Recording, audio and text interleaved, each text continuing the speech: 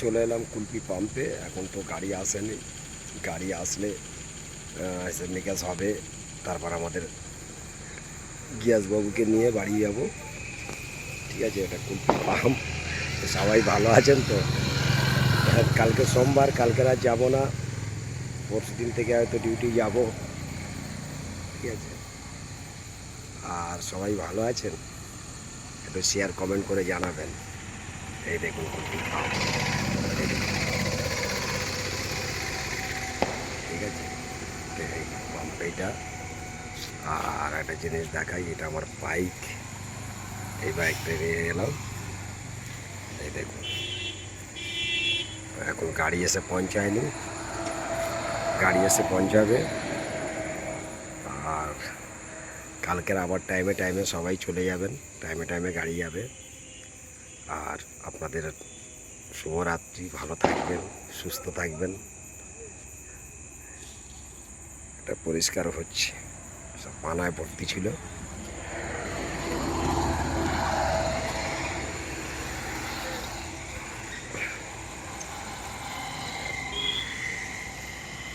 আর একটা কথা বলি, বহুদিন যাবৎ একজনের সঙ্গে ভালো সম্পর্ক ছিল, বন্ধু, ফোন করেনি কোনো দিন, দীর্ঘ 7-8 বছর। হঠাৎ করে দেখলাম আজকের ফোনটা করলো।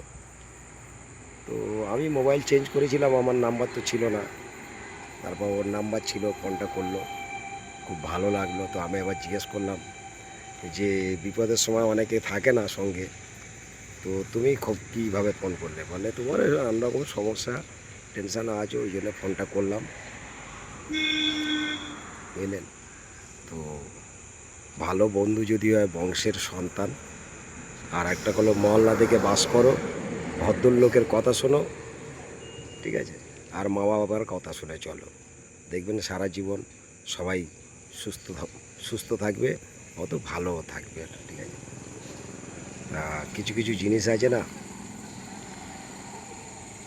কিছু পেতে গেলে কিছু দিতে হয়, কিন্তু কথা হলো এই ভালো বন্ধু হলে না, তোমার বিপদ আপদে সুখ দুঃখে সঙ্গে থাকবে। আর অনেকে আছে ফায়দার জন্য থাকবে, সে আত্মীয় স্বজন হোক আর যেই হোক, বুঝতে পেরেছ?